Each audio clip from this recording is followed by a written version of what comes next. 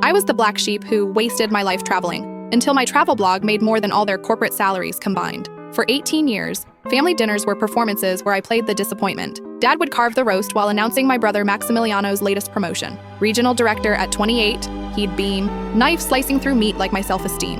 Mom would pass the potatoes with that look, part pity, part embarrassment. Evangeline's exploring again, she'd explain to relatives, as if wandering through Patagonian villages was some kind of mental illness. My sister Persephone perfected the art of sympathetic concern. It's wonderful that you're following your passion, she'd say, voice dripping with condescension. But don't you want stability eventually?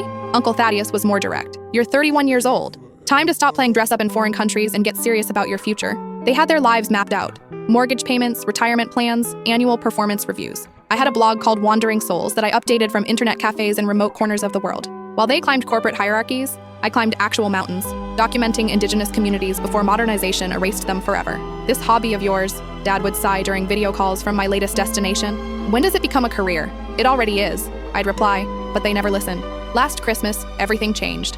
I flew home from 3 months in remote villages of Myanmar, exhausted but carrying news that would rewrite every family dinner conversation for the rest of our lives. The usual suspects gathered around Mom's perfectly set table.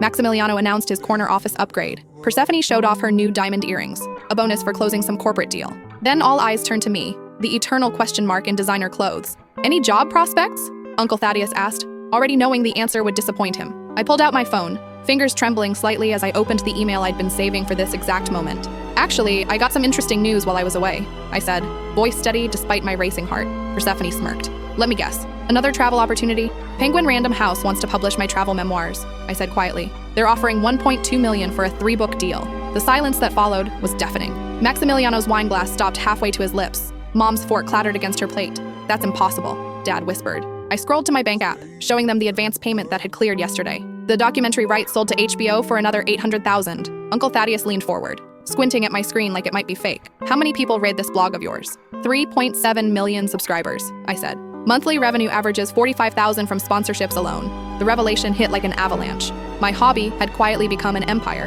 while they were busy pitying my unconventional choices. Persephone pulled out her own phone, frantically Googling my blog name. Her face went progressively paler as the numbers loaded. Jesus, she breathed. You make more in a month than I do all year. But then Dad's expression shifted from shock to something darker, fear. Evangeline, he said, voice barely audible. There's something we need to discuss about your travels. Something dangerous you've stumbled into. I couldn't fit what happens next in this short video, watch the rest down below.